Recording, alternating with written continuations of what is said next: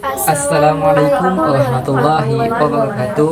Perkenalkan, saya Violeta. Perkenalkan, nama saya Vivian Indar Oktaviani. Perkenalkan, saya Weni Zaskia. Perkenalkan, saya Nurul Julia Amirsya. Perkenalkan, nama saya Diki Fajar Saifullah Dari UIN Raden Fatah Palembang, Fakultas Ekonomi dan Bisnis Islam Dengan program studi Ekonomi Syariah. mata kuliah Vintage Syariah, dosen pengampu Ibu Safitri Astra FTMM.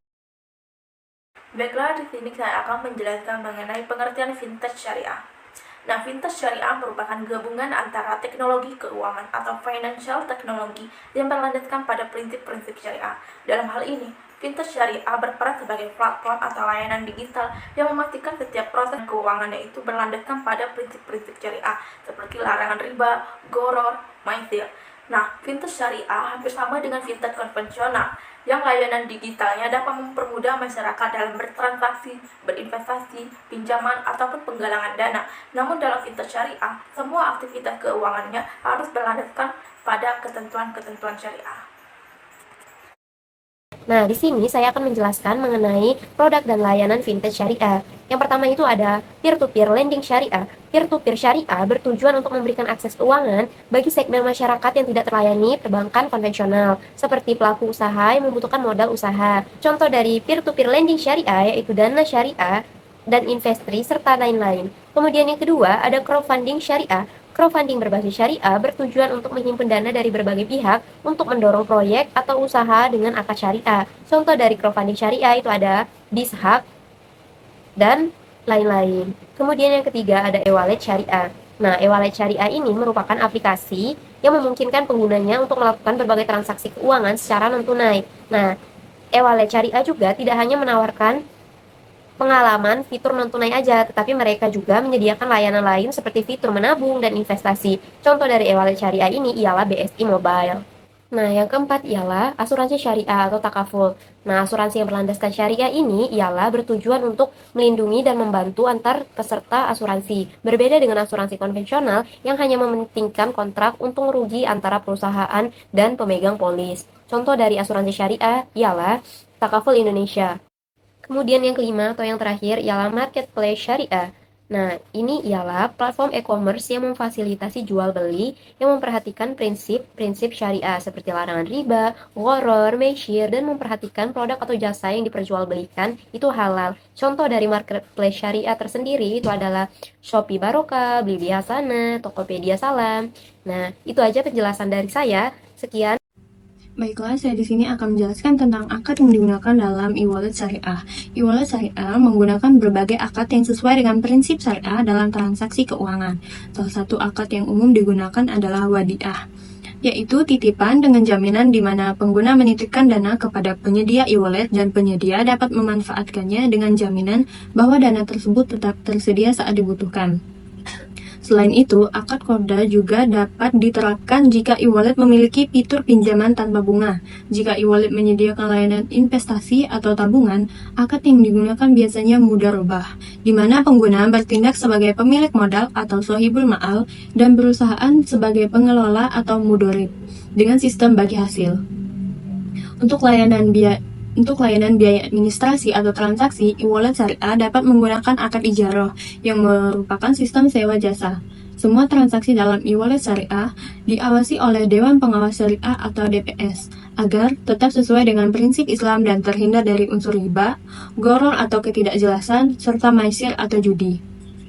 Salah satu produk dari e-wallet syariah yaitu BSI Mobile. BSI Mobile sebagai layanan perbankan syariah dari Bank Syariah Indonesia juga menggunakan berbagai akad yang sesuai dengan prinsip syariah. Untuk rekening tabungan berbasis titipan, BSI Mobile menggunakan akad wadiah yad damanah, sedangkan untuk tabungan berbasis bagi hasil, akad yang digunakan adalah mudharabah mutlaqah.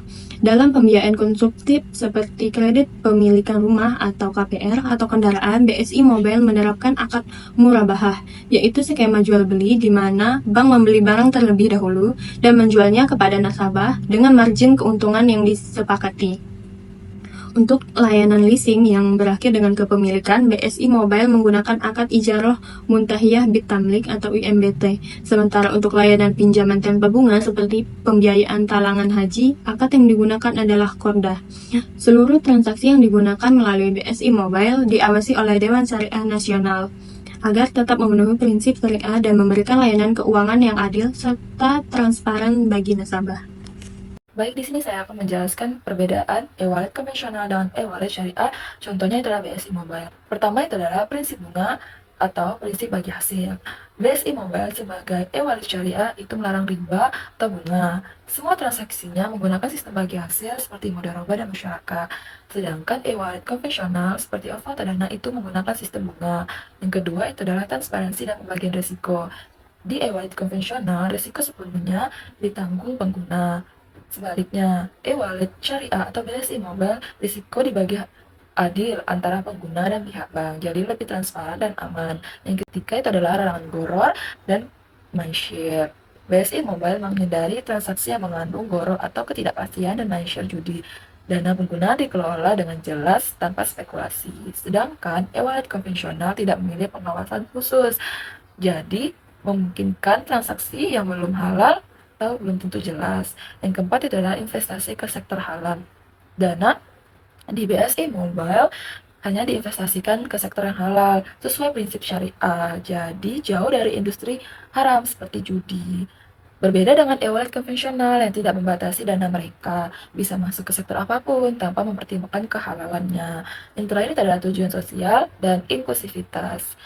BSI Mobile nggak hanya mencari untung. Sebagai fintech syariah, BSI Mobile mengedepankan tanggung jawab sosial seperti memudahkan infak, zakat, wakaf, dan mendukung keadilan ekonomi. Sedangkan e-wallet konvensional lebih fokus ke profit tanpa komitmen sosial khusus. Saya akan menjelaskan mengenai kelebihan produk dan layanan dalam Islamic Fintech ataupun Fintech Syariah ini yang berfokus pada Bank Syariah Indonesia Mobile ataupun BSI Mobile. Nah, dalam hal ini Fintech Syariah dibuat dalam produk dan layanan yang dirancang untuk memenuhi prinsip-prinsip syariah yang berfokus pada keadilan, transparansi, dan etika dalam setiap kegiatan ekonomi dan keuangannya.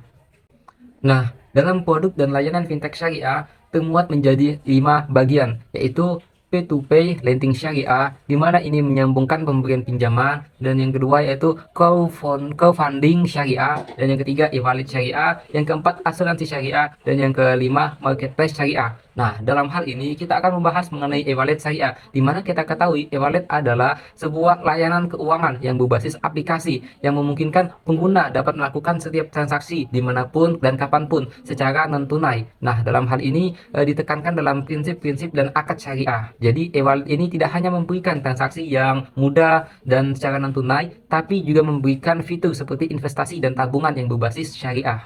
Dalam e-wallet syariah, BSI Mobile Syariah juga memiliki keunggulan dalam produk dan layanannya, yaitu seperti BSI Gadai Emas, BSI Payment Point, ataupun BSI Tabungan Asia Wadiah. Nah, dalam hal ini salah satunya kita akan menjelaskan mengenai BSI Gadai Emas. Dalam produk dan layanan BSI Mobile Gadai Emas ini merupakan sebuah fasilitas pinjaman dengan jaminan berupa emas untuk memperoleh uang tunai dengan mudah dan cepat. Dalam hal ini, produk dan layanan BSI Mobile Gadai Emas ini memiliki keunggulan. Yang pertama yaitu prosesnya sangat mudah dan cepat dengan transparansi setiap transaksinya. Yang kedua yaitu biaya pemeliharaan jaminannya itu sangat ringan. Dan yang ketiga, nilai taksiran emas yang masih bernilai tinggi. Jadi setiap nasabah masih memiliki harga tinggi setiap emasnya. Dan yang keempat yaitu emas tersimpan dengan aman dengan jaminan dan keamanan yang telah ditetapkan sesuai undang-undang yang berlaku. Dan yang kelima yaitu layanan difasilitas secara online dan offline. Jadi memudahkan para nasabah untuk melakukan sesuatu terkait layanan yang dibutuhkan. Yang keenam yaitu jaringannya yang luas, dan yang terakhir yaitu BSI Mobile ini melayani take over dari instansi lain. Jadi itulah keunggulan dari produk dan layanan BSI Mobile dari BSI Gadai Emas. Baik, mungkin itu saja penjelasan dari saya. Jadi, kalau kalian mau transaksi digital yang aman, bebas bunga dan riba, dan juga sesuai prinsip syariah, langsung saja kalian pakai BSI Mobile ya. Sekian saja, terima kasih. Wassalamualaikum warahmatullahi wabarakatuh.